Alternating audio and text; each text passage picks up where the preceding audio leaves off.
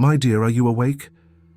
Nikki Chambers had fallen asleep on her best friend's tombstone when she heard those strange words from a woman with an airy, almost velvety voice. She lifted her head from the granite to see the woman's low vamp, tawny slippers and flowing green skirt. She couldn't lift her head more than a few inches, even though she had slept for hours. She grew more weary and weaker by the day, especially in the year since Lucas passed. He was the only person buried in Lamson Corner Cemetery in over a decade. She found it unfair that her best friend had only a flat tombstone that sat flush with the ground. The Johnston family had very little money for one. No services were held. They paid the groundskeeper to have him buried without any visible markers. They pretended that Lucas never withered away to 60 pounds and less than 6 T-cells. Are you here to take me? No one takes you when you're gone, the velvety voice replied. To Nikki's surprise, the voice turned gruff and gravely. You're left to wander here until everyone forgets your name, and eventually, you forget your own. A cruel breeze blasted over Nikki, lifting the orchids she scattered on Lucas's stone. The orchids circled her like a cyclone. She lifted her head a few inches higher to see the lady's thin, graying arms and waterfall of umber hair completely cover her face. What do you want from me? Nikki said weakly, now sitting completely upright. The lady said nothing, dress flowing in the breeze, orchids now circling her.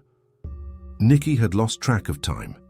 It was late in the afternoon, and grey clouds were blanketing the sky. She wondered if her parents, who thought her illness was her fault, cared how late she stayed out, or if she withered away on Lucas's tombstone, a death she found preferable to dying within the walls of the place she once called home. What do you want from me? Nikki summoned the strength to scream, red hair flowing down her face, the purple blotches on her skin seeming to multiply. I can help you remember who you are. Just don't hurt me or this place.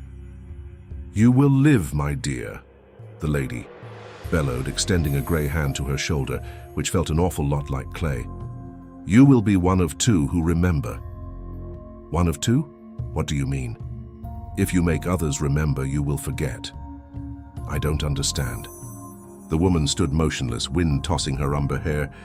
My home is some ways down the road. I must go. Nikki blinked and she was gone. Nikki blinked again, and she saw Lucas's frail body standing before her.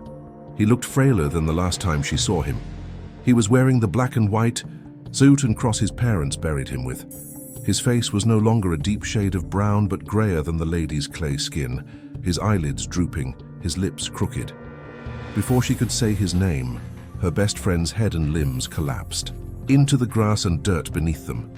Beyond this life a fog, the head said, its lips contorting into its chin. Nikki screamed louder than she ever had before, vomiting on her red hoodie, and darted as fast as she could to the front of the cemetery, not looking back as the head screamed again, beyond this life a fog. Nearing the entrance, Nikki smelled something foul and started to convulse. It reeked like a putrid combination of rotten eggs and sulfur, much like the swamp she used to go to in summer camp. She started coughing profusely. A deep cough she felt in her ribs when a green mist rose from the earth and surrounded her. She resumed running, unsure of which direction she should run in, while the voice cackled. The mist grew increasingly, thicker as Nikki smacked into a stone wall. She hollered and clutched her knees. The voice cackled once more, and the mist subsided. Nikki let out a scream that echoed out into the desolate road. She ran down the steep path that led to Milford Street. A large truck zoomed by Nikki, blaring its horn as she scampered inside the white edge lines. When Nikki was sure that no other cars were coming, she crossed the road and forced her violently shaking body down onto the curb. She couldn't grasp what horrifying thing she had seen, but was almost sure it wasn't Lucas. Still, she couldn't erase the image of the screaming, severed head from her mind, nor could she forget that lady with the flowing green dress. The doctor warned her that as the virus progressed and her immune system weakened, she might begin to hallucinate. Nikki blinked once and spotted the lady with the flowing green dress across the road, levitating over a pile of leaves. Though the woman stood a stone's throw away, she could barely discern her features. Her skin now looked as grayer than the rocky face of a mountain. Her eyes, now visible, were grey too, shining like iron.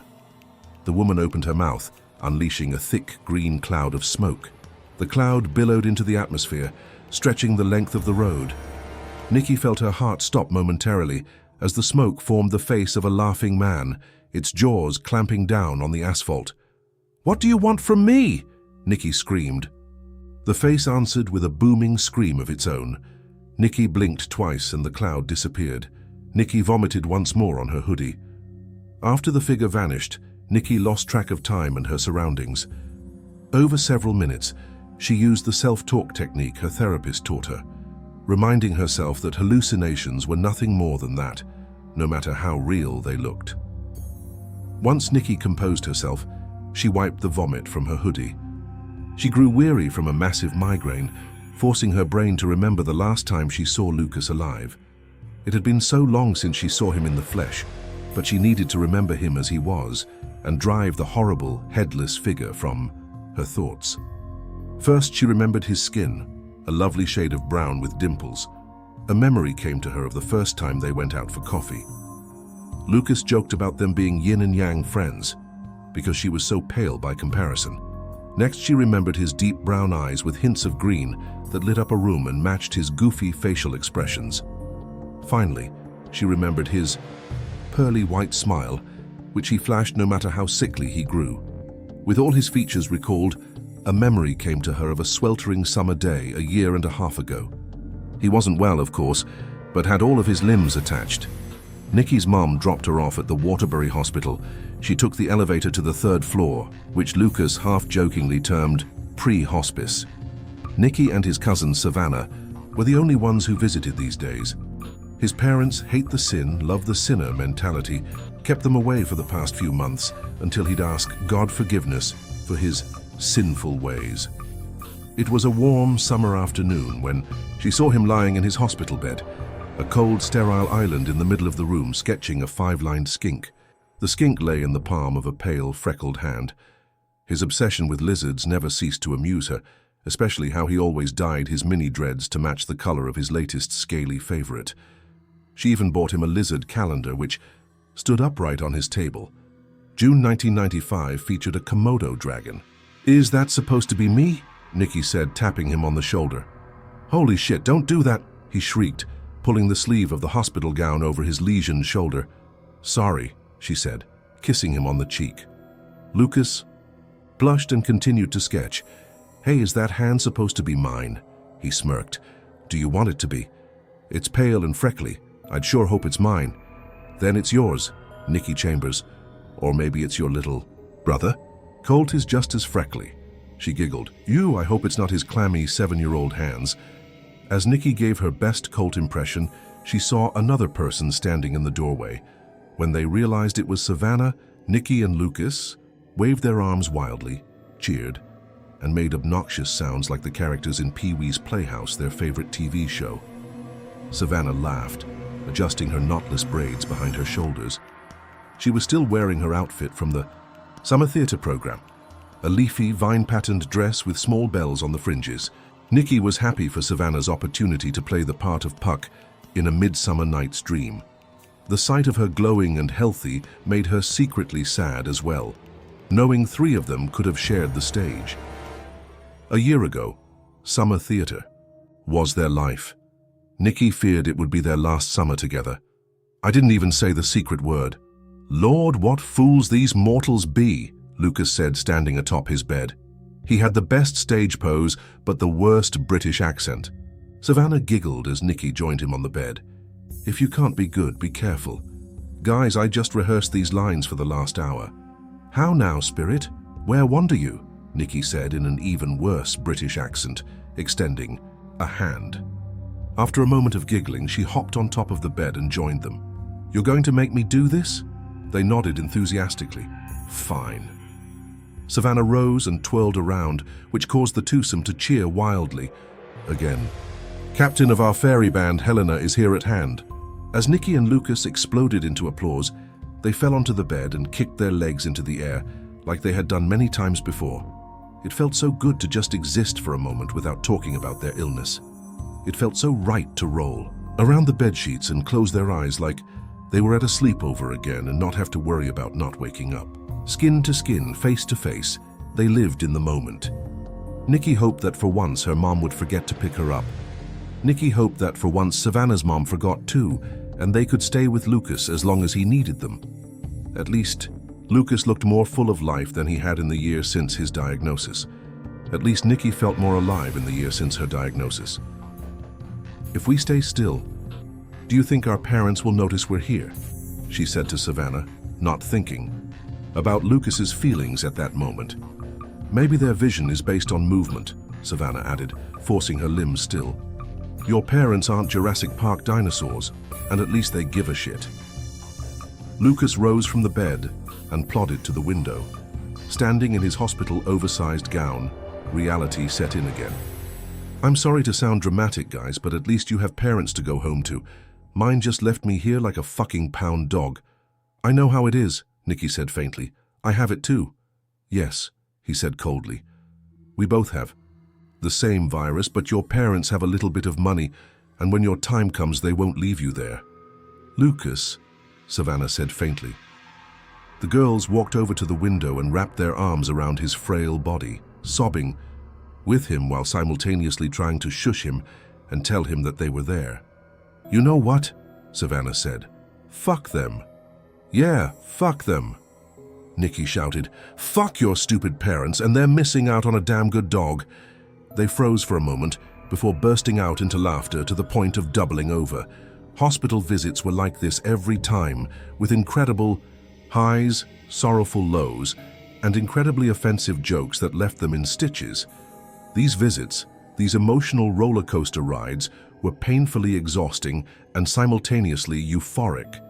For Nikki, it almost felt like they were crossing off items from a bucket list before Armageddon or some cataclysmic event ended the world. When the laughter and the tears subsided, Lucas cracked his window open. "Guys, look, it's a 5-line skink." "I don't see anything." Nikki and Savannah leaned out the window and shrugged as he pointed to a blotchy spot on the brick tiling. "How could you not? There's so many of them." "We don't see anything," Savannah said, attempting to pull him away. Lucas tried to force himself free but didn't have the strength, so instead, he leaned even further and pointed joyfully. "They're crawling up the wall and they're so big. Oh my God, they're coming closer." Savannah stepped aside and whispered to Nikki that she was going to find a nurse. "This is crazy, they're talking, the skinks are talking. How can that be? How can that be?" "Lucas," Nikki said hoarsely, trying to pull his body away. She was almost as frail as him and only a fraction of his size. "You're not feeling, well, how can you not hear them? They're saying that we're just a memory like you, we're just a memory like you. What do they mean, Nikki? What do they mean? Tell me you can hear this. Tell me. I'm not a memory, I'm not a fucking memory." As Lucas screamed, Nikki began to whimper, her arms still tight around him. Savannah rushed into the room with a towering, muscular nurse with a buzz cut who lifted Lucas away from her, like a gardener pulling the last weed from his garden. He motioned for Nikki and Savannah to step outside, and Lucas continued to scream. A few more nurses entered the room, along with a doctor. "He's not well. You must go," the muscular nurse shouted. "Go!" Before Savannah and Nikki could move, he put his 2 meaty hands on their shoulders and steered them out the door as the team rushed into action. They could only look helplessly at the shadows from the tinted window as the shouting continued. Through the walls, they could hear him scream, "A memory just like me, a memory just like me." The girls huddled together, moving as far down the hallway as they could. Their bodies were shaking, their vision was locked on the distant elevator. They almost didn't see their little brothers, Darius and Colt, coming up beside them, carrying yellow bags with the words Blockbuster Night on them. "Mom's been waiting in the car for you forever," Colt nagged, nudging Darius, who was a half-foot taller than him. Darius chuckled and nudged him back. "Savvy, your mom is working late, so you're coming home with us for pizza and movies." "Okay," Savannah said faintly, scratching the back of her arm. "Sure thing," Nikki followed, her eyes darting back to Lucas's door, which was eerily silent. "You guys okay?" Darius said with a fat Tootsie Pop in his fingers. She nudged Colt between licks, who nudged him back even harder and slapped him on the back. "What, you're just letting him call you Savvy? You hate that." "I think we better go home," Savannah said. "I have a severe headache." "You can lay down in my bed." As they headed to the elevator, Nikki glanced back at Lucas's room, which, for some reason, appeared blurry and hazy. She blinked twice, and the room came into focus. She sighed with relief until she noticed the number beside the room had disappeared, along with the patient card in the slot next to the door. All of a sudden, she couldn't remember the words Lucas shouted, or why he was shouting to begin with. For years, this memory would burn into a hazy oblivion. The day she saw Lucas in the cemetery, however, it burned quite clearly. She convinced herself the figure wasn't him. The Lucas she had known since childhood was always a light in her otherwise dreary life. With Savannah gone for a semester abroad in Scotland, her annoying little brother Colt was the only one left who treated her as a person. At least when she came home from the cemetery, he was at the door to greet her while her parents stewed quietly in the kitchen. Even though she wasn't dead yet, she was always a ghost to them. Sure, they brought her to the hospital for treatments, but it felt more out of obligation than anything else. "Hey, Sticky Nicky," Colt, plump as ever, said as she entered the front door to the living room. He was holding a can of cherry Coke and started skipping and singing as she stepped inside. Sticky Nicky, she's so sticky, she's so sick. What, you're not going to smack me?" "Not today, pig boy. I hate it when you call me that," the pesky 8-year-old said, slapping her waist. "Hey, wait.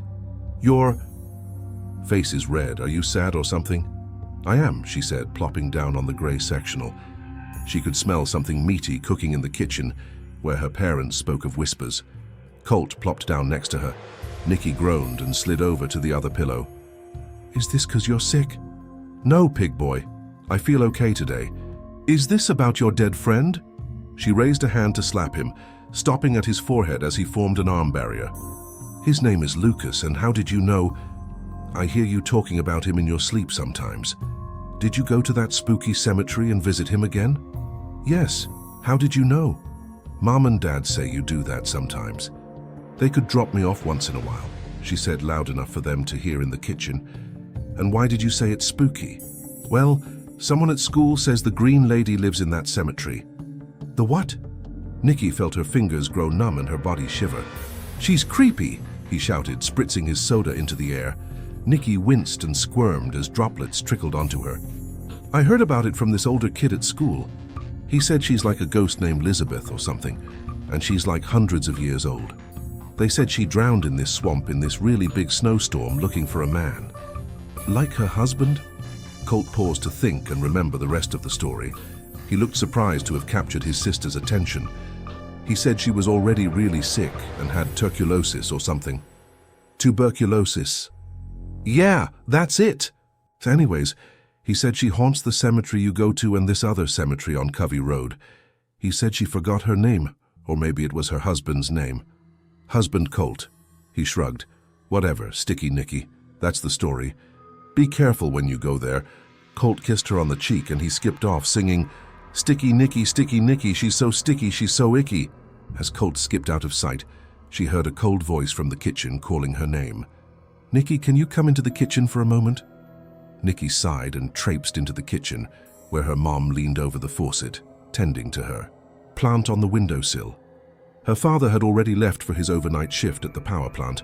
Even though her mother stood feet away from her, she felt miles away, the distance growing further with each passing day. Nicky could barely stand to look at her without becoming sad. She looked like an older version of Nicky, with gray streaks in her strawberry blonde hair. She vowed never to become as cold as her mother if she lived long enough to have a child. "Mom, what is it?" Nicky took a seat at the rustic table, exhaling deeply. "Mom, your doctor called. He said there are Proteus inhibitors available for you to take." "What are those?" Her mother tightened her fists and groaned. "Must you ask so many questions? Apparently people with your condition live longer." "Oh," she felt her heart rise rapidly in her chest as the words "live longer" were spoken. She didn't think living longer was a possibility, and even planned out her funeral, even knowing her parents wouldn't have one the way she wanted. "That's great. When can I go?" "God damn it. I'm not sure. Maybe next week if I have time." Nicky's chest tightened as her mother groaned once more, pretending to fix the roots of her daisies. "Why do you hate me?" This stopped her mother in her tracks. She slowly turned around, wiping grey strands from her eyes. "Sweetheart, I don't hate you. I hate your actions." "So, you think I deserve this? Don't you dare turn back around." Silence was all her mum had to give as Nikki rose from her seat and stood face to face with her.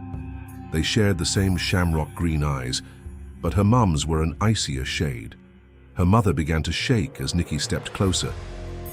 "I'm sick of the way you and Dad have treated me for the past year.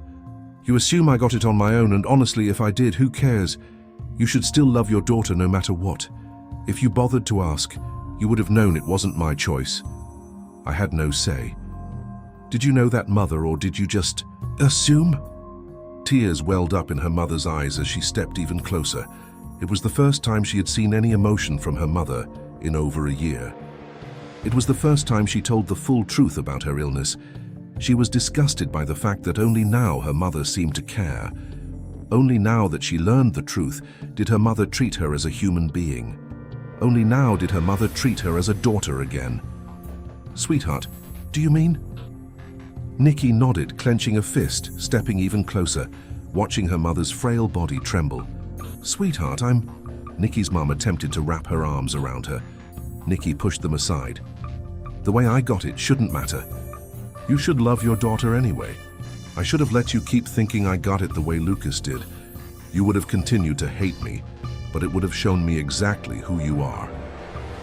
With her head cast down, her mother began to sob quietly. "You should have told me, honey. You should have loved me enough to ask." With those words, Nikki stormed out of the kitchen into the driveway, not caring if her mother followed her. If she saw that woman's face again, she might have struck it or worse. If Father arrived at the same time, she would have given him a piece of her mind as well. Gone were the days when she suffered in silence. Gone were the days when she let them treat her as a pariah. As Nikki started toward the street, a sudden burst of green mist enveloped her. Nikki glanced around nervously as the mist grew thicker. Somewhere in the mist, she heard the sound of laughter from her mother's voice. She heard her mother's voice scream, "I hate your actions," followed by her awful sobs. The mist was thick, cutting against her vision. As she closed her eyes, she heard Lucas's voice screaming, "We're a memory just like you." She heard Lucas's voice screaming, "Beyond this life, a fog." Nikki opened her mouth to scream, but the mist, now as thick as noxious gas, seeped its way inside her throat.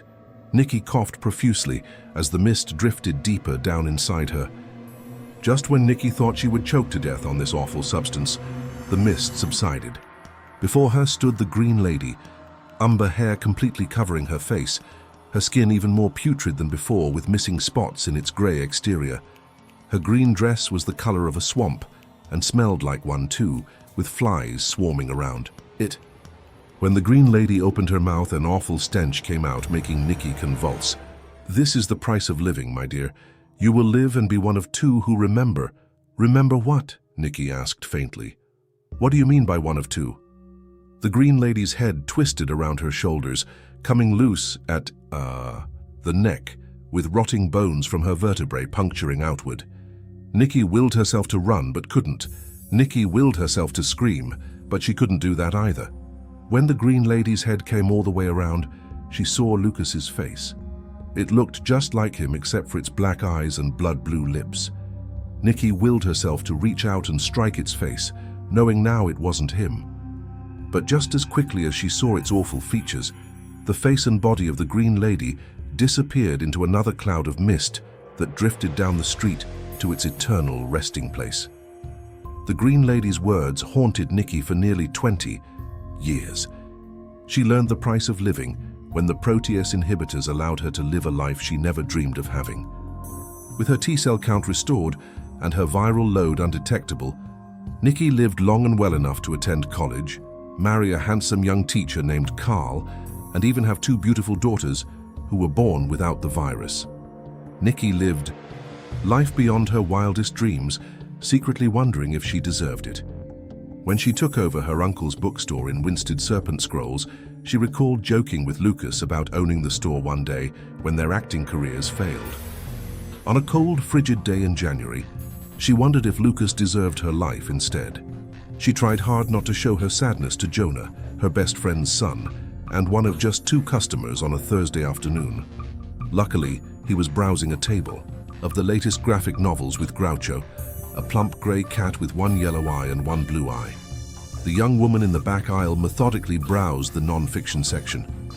"So the cat lives here now?" Jonah giggled, picking up a robot superhero book while Groucho rubbed against his legs. "No, he just follows me." "Jonah, he slept here again last night. Your parents were worried sick." From behind the counter, Nikki counted a few bills and drew the blinds over the storefront windows. The shopkeeper's bells sounded as Savannah and Carl entered the store, carrying their briefcases. Nikki stepped out to greet Carl, who pulled her into his peacoat with a passionate kiss, which caught her off guard. Savannah scooped up Jonah and Groucho in one arm to kiss them too. Nikki was impressed she could still do that with an 8-year-old. Normally the sight of them would have filled her heart with joy. Today, for some reason, she felt the longing to be alone. "What was that for?" Nikki said as Carl kissed her again. From behind the counter, she saw the young woman browsing. The same 3 books. "I'm sorry, Mom, do you need help finding anything? We're about to close soon, Mom." "Okay, I guess not. We were stuck in that long PD for hours. If I hear one more thing about student data, I swear." Savannah groaned, and Jonah chased the cat around the store. "Jonah, don't let Groucho play with that. What is that?" "It's fine," Nikki said. "We sell koosh balls now. You know those balls made of rubber strands that Lucas, you and I used to play with in the 90s? "I'm sorry, who?" Savannah said in the non-fiction aisle with Jonah and the cat. The young woman looked up from her book about wetlands and smiled. "Lucas, wait, you're kidding, right? I know we haven't talked about him in a while, but..." Savannah groaned as Jonah threw the koosh ball over the cat's head toward the emergency exit. "Jonah, oh god damn it." The ball bounced toward the young woman's leg. Still peering into her book, she picked up the koosh ball and handed it to him, adjusting her long green puffer coat. Sponsored content: Ellen DeGeneres and Portia. De Rossi sell Montecito home for $33. 3 million Ellen DeGeneres and Portia. De Rossi sell Montecito home for $33. 3 million mansion global. "Thanks, Green Lady," Jonah shouted as he and the cat ran to the front of the store, sending jolts down Nikki's spine. "Groucho doesn't catch too well." The lady nodded. "I'm sorry about that." Savannah bent over to Jonah and spoke in a hushed tone. "Jonah, that was rude. That woman has a name." "I know. Her name is Green Lady," Jonah said jovially. The woman didn't have a response. Savannah groaned again, whisking him to the front of the store. "We'll talk about this in the car," she said as Jonah picked up Groucho, who made chirping sounds. "I'm sorry. The move last month and the new job have got us all in a weird mood." "You don't need to apologize," Carl said, smiling. "Jonah's adjusting fine to his new school, and I've never heard this many students excited about a stats class. Hun, what's wrong?" Nikki couldn't take her eyes off the woman, stumbling her way to the counter with her book. Groucho couldn't either as he hissed in her direction. The woman didn't respond. "Don't hiss at the Green Lady," Jonah said, tugging on Groucho's collar. "I'm sorry if Jonah or his fluffy friend..." "No, it's not that. You said that you didn't remember who Lucas was." "Carl, you're making a face like you don't either. I told you about him, I must have..." Carl shrugged and shook his head. Savannah mirrored him. "Sorry, hun, I believe you. I just don't remember Lucas." Tears welled in Nikki's eyes as she said softly, "He was our best friend." Groucho hissed again at the woman as umber hair fell over her eyes. "I'm going to take them. I'll see you tomorrow." Savannah side-hugged her before rushing her son and cat out the door. "You don't remember me talking about him?" she asked softly. Carl hugged her and kissed her on his forehead. "Okay, I just thought that. Never mind. Your mom is probably getting tired of watching Pocahontas with Ruby for the millionth time or playing trolls with Ella.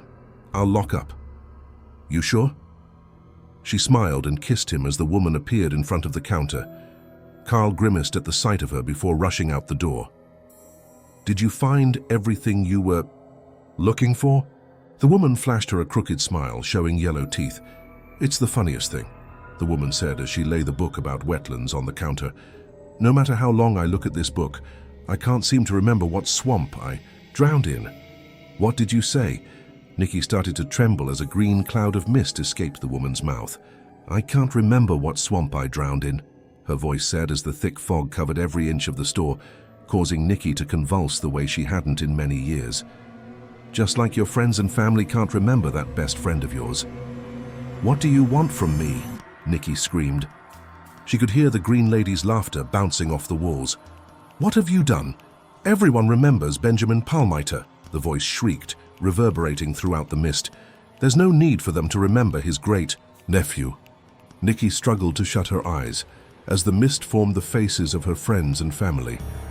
Carl's face twisted to her left, with deep black eyes and a deeper shade of black over its mouth. Savannah and Jonah's faces twisted to her right, with frosty eyes and mouths that spun and cackled, unleashing smoke that shimmered like an icicle. Groucho's face came straight toward her, a deep shade of gray. His once beautiful eyes now the color of soot. Groucho yowled, increasing the size of each face, stretching from the ground to the ceiling. The faces yowled in unison, swarming around Nikki until she grew dizzy and dropped to the floor. When Nikki awoke, she grasped her hand to her chest, panting rapidly, thrusting her arms to gain her bearings. For some reason, she felt glass. For some reason, her chest pressed against a horn. She was in her car. Why was she in her car? She peered out the window, realizing she was in the parking spot across the street from her store. How had she gotten there? When had she gotten there? Nikki pulled her phone out and realized it was 8 o'clock. Several missed calls from Carl flashed across her screen. A few calls from Savannah preceded them. Nikki frantically pressed his icon as the phone connected to the car's speakers. Hello? Hun, where are you? I thought you were going to lock up hours ago. I'm sorry, I'm in my car. I think I fell asleep. Maybe you should call your doctor. You know, what to see how the new medication is affecting you. Yeah. Nikki scratched her head as Carl apologized for not remembering Lucas. Not even a moment passed before a text flashed across her screen from Savannah apologizing about the same thing. Another text followed, asking if she was upset. Look, I'll be home soon. Send my love to the girls. After Nikki hung up, she frantically scrolled through her contacts to see if she could find anyone who remembered Lucas. In 20 years, however, Nikki lost touch with most of her friends from grade school. She thought about contacting them on social media, but barely used those platforms. When she came across her brother's name, she figured it was worth a shot. After a few rings, Colt picked up in a tizzy. Someone was yelling in the background. Hi sis, this isn't the best time. I don't know why you dragged me out here, and sorry that wasn't to you. That's okay, where are you? Darius dragged me out to his grandmother's place. You know, the one in Burlington that was left to his family. I don't think there's a swamp back there. It's 8 o'clock at night. Sorry, he's so annoying. I thought you guys broke up. Never mind, why are you helping him look for a swamp in Burlington? Yeah, we did. I don't know why I'm here. It's complicated. He said he kept having these dreams. Maybe this will stop him. It's 8 at night. Why are we in these woods? I'm sorry, Nikki. Why did you call?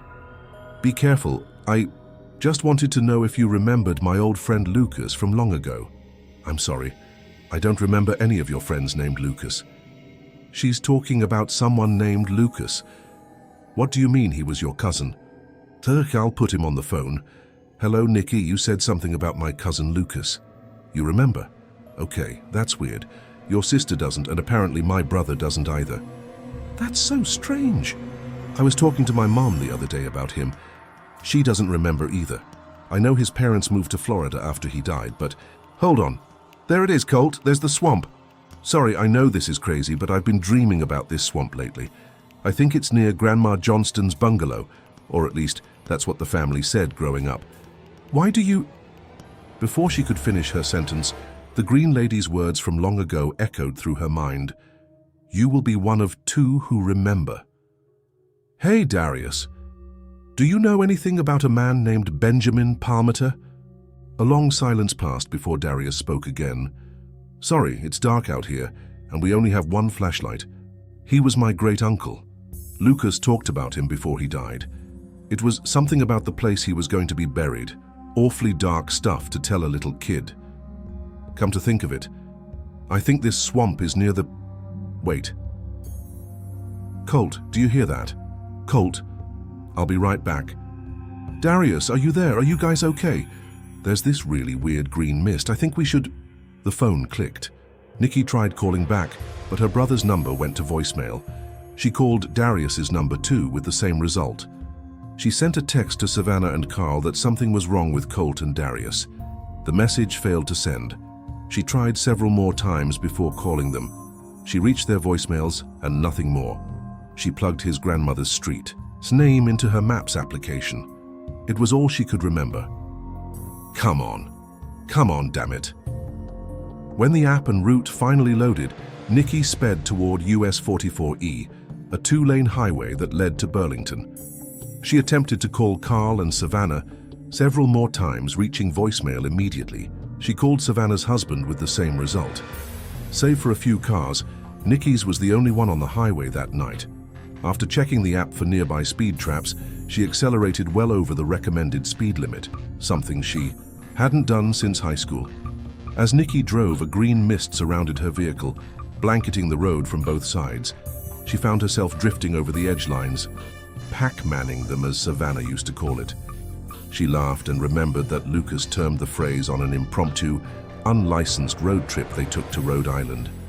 Having only his learner's permit, he wasn't a good driver, frequently Pac-manning the edge lines. For some reason, as Nikki laughed, the mist began to disappear. Nikki thought of a time shortly after when they went to a local arcade and played the original Pac-Man, calling it a simulation of the Lucas Johnston driving experience. Laughing to herself even harder, Nikki gleaned as the mist dissipated to a dull glow. "I found your kryptonite, bitch!" Nikki yelled, rolling the windows down. The green mist attempted to morph into a face, but it was much too weak enough for her vehicle to plow through, spreading its particles into the frigid night sky. She kept a steady speed as she turned onto Steel Road in New Hartford, a seemingly endless route with very few streetlights that wound past groves of trees and nestled houses. As the green mist filtered through the trees, she remembered teaching Colt to drive on the same road and laughing at how break-happy and melodramatic he was. With a mere giggle, the mist retreated into the trees. She willed herself not to think of her brother and Darius in the swamp. When she couldn't, a thick green fog floated over the road. As she neared Grandma Johnston's blue bungalow, the fog thickened, taking the shape of an elephant-sized 5-line skink. The skink smashed its tail into the car, spraying green vapor inside. Coughing hysterically, Nikki pulled onto the curb, forcing her body onto the street. Face to face with the giant skink, Nikki laughed as its grey eyes shined like iron through the fog. The skink snaked its body toward her, revealing a mouth of conical, gator-like teeth. Nikki laughed again as the skink snapped its jaw at her. Head. Nikki and the skink repeated the laugh and snap movements until she realized something she actually could laugh about. Lucas would find a giant skink equally terrifying and hilarious.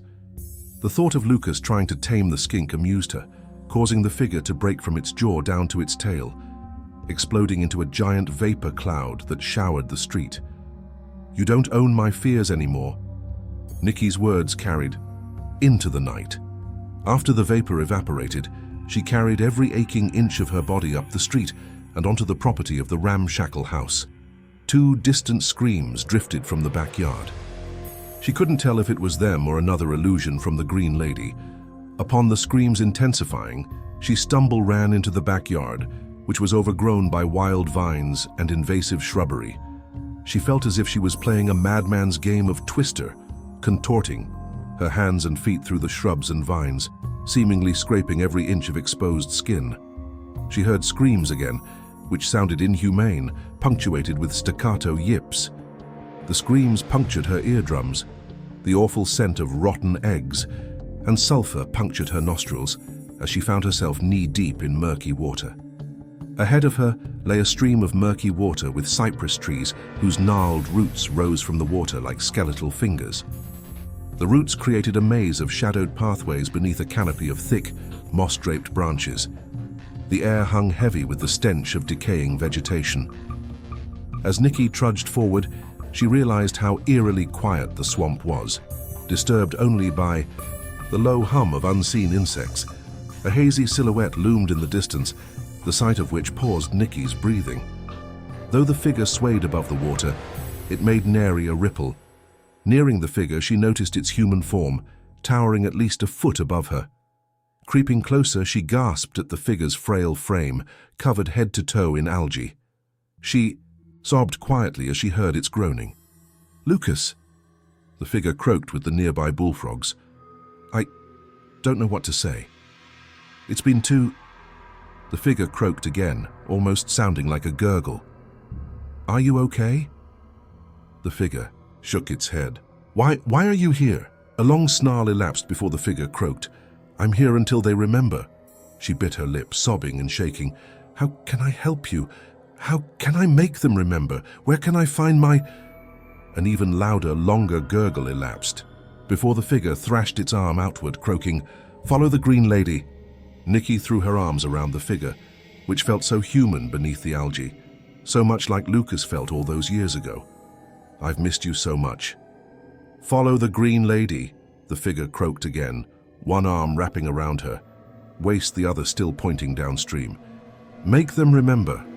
Make her remember." "I will," she said between sobs. The figure sank from Nikki's arms beneath the swamp. Though the water floated only a few feet deep, she saw the figure drifting miles below the muck into some ungodly world.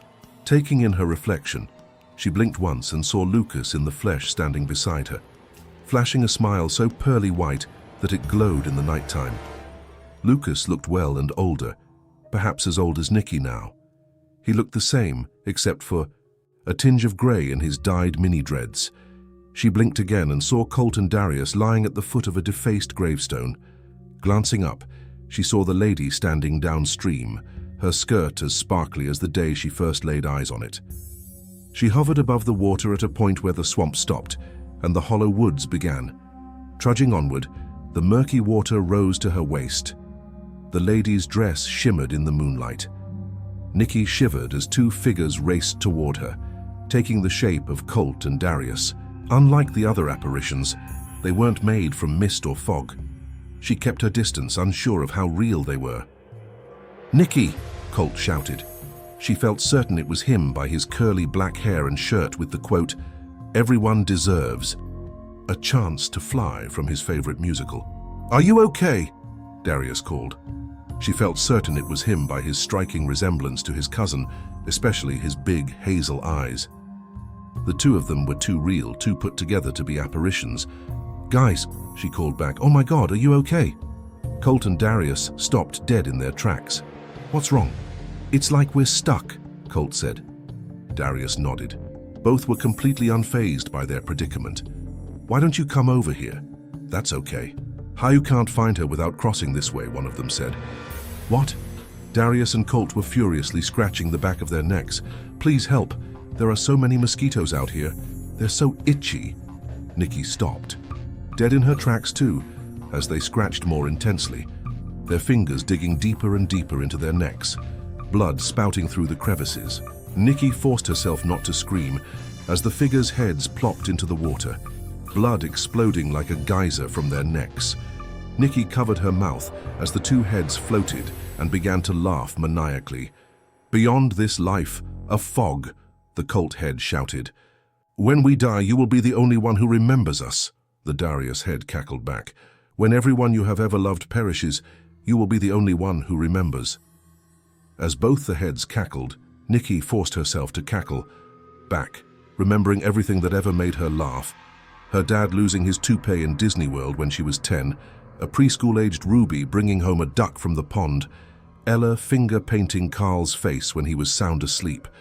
Little by little, the heads turned to bits of green fog. Carl's fear of Ferris wheels on their first date, Savannah chasing Jonah, and Groucho through his elementary school. Amusing moments made the heads burst into green vapor, its remnants drifting back through the wintry woods where the green lady wandered. "I told you. You don't own my fear anymore." Nikki sprinted through the skeletal woods, sliding on an icy blanket of snow toward the distant green shimmer. The faster she ran, the more voices she heard, echoing cruel memories from her past. Sweetheart, I don't hate you. I hate your actions. Voice echoed from her left. I'm not a memory. A voice echoed above the trees. Nikki, just try it once. Come on, honey. A sinister male voice echoed from below. She hadn't heard that voice in a long time. Even though she knew it wasn't real, she still shivered, sprinting into a thorned bush. Stopping herself mid-holler, she glanced up to find a translucent cloud of smoke, a window to a distant past. Within the cloud she saw the lady in mortal form, running through the skeletal woods in her vamp, tawny slippers and flowing green skirt with an oil lantern. "Benjamin!" the woman cried, coughing into her puffy sleeve. "Mine, dearest. Whither dost thou wander?" The lady stopped mid-run to cough again, this time spraying blood. Below her foot stood a tiny creature, no more than a foot tall, with white horns, clay skin, and black eyes. As the lady knelt to catch her breath, the creature glanced up at her. "What manner of foul creature art thou?" The lady spoke in labored breaths, the creature's black eyes beaming into hers. "Hast thou come hither to claim my life? Thou shalt proceed no further. Thy husband shall not come forth to rescue thee. Thou shalt perish from the chill whilst I shall dwell within thee as thou roamest this earth in solitude." The lady gasped. "Begone, thou vile creature. I shall do no such thing." The creature cackled. "Thou shalt traverse this earthly realm bearing a blight which can only be lifted should these stipulations be fulfilled. Thou must cause all save two to forget thy husband's eminent nephew, and thou must discover a vessel that shares thine affliction, for me to dwell within." The lady shivered. "A malediction? I beg your pardon, I comprehend not. I am a woman of virtue and divinity. Why wouldst thou lay such a curse upon me? I must persist in existence. There must indeed be an alternative." The creature unleashed another earth-shattering cackle. "There exists yet another manner. A soul must recollect thy name, lest thou forget thine own. Yet none shall do so. Now, I bid thee, open wide." The lady's eyes opened as wide as saucers while the creature pried her jaw open. A loud crack rang out as the creature crawled inside. The translucent cloud vanished.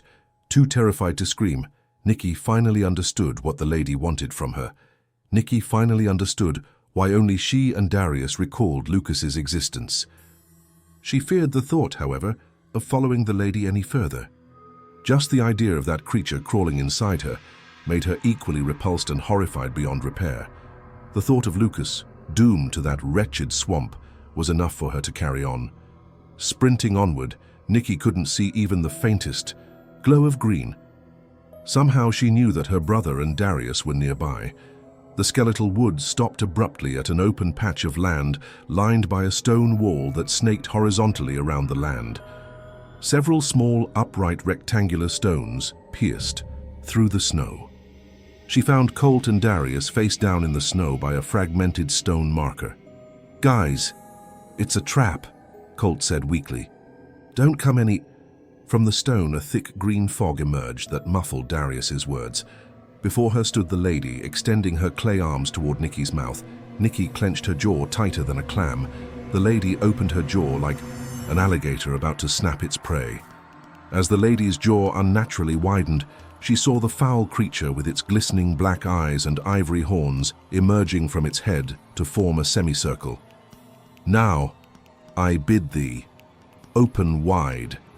The creature snarled, with the lady's clay hands tight upon her jaw, a memory to Nikki from long ago, young Colt recounting the Green Lady story he heard from an older boy at school. "Colt, what's her name?" Nikki cried, as the lady's clay finger reached inside her jaw, yanking it upward.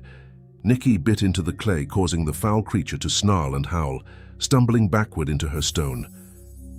"Elizabeth Palmiter," he said weakly. "Elizabeth Palmiter," Nikki screamed. "Your name is Elizabeth Palmiter." With an earth-shattering snarl, the foul creature slid from Elizabeth's elongated jaw into a puddle of slush. Her skin was no longer clay-colored, but pale with freckles. Her eyes were no longer gray, but shamrock green like Nikki's. "I remember now," Elizabeth said as she faded into a final swirl of green fog. "They will remember too." The foul creature trampled the snow toward Colt and Darius, its talons scraping against the crumpled leaves. Nikki kicked the creature with the vamp of her boots. It darted toward the skeletal woods. Colt and Darius suddenly rose to their feet, as if a bolt of lightning had jolted them to consciousness. "Kill it before it finds someone else," Colt shouted. "How?" Nikki felt her heart in her throat. Her jaw still pulsating with traces of clay, she spit into the snow. "I don't even know what—" "There's no time," Darius said, darting toward the woods. "It will find another host."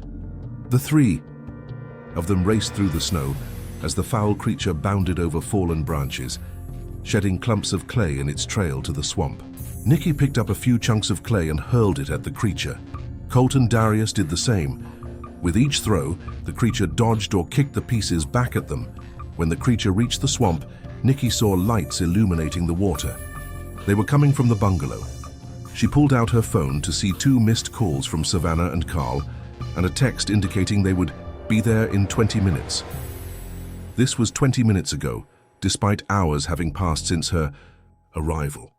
Nikki motioned for them to follow her as the creature bounded over floating lily pads and algae, cackling and snarling the words, "A vessel I shall seek within."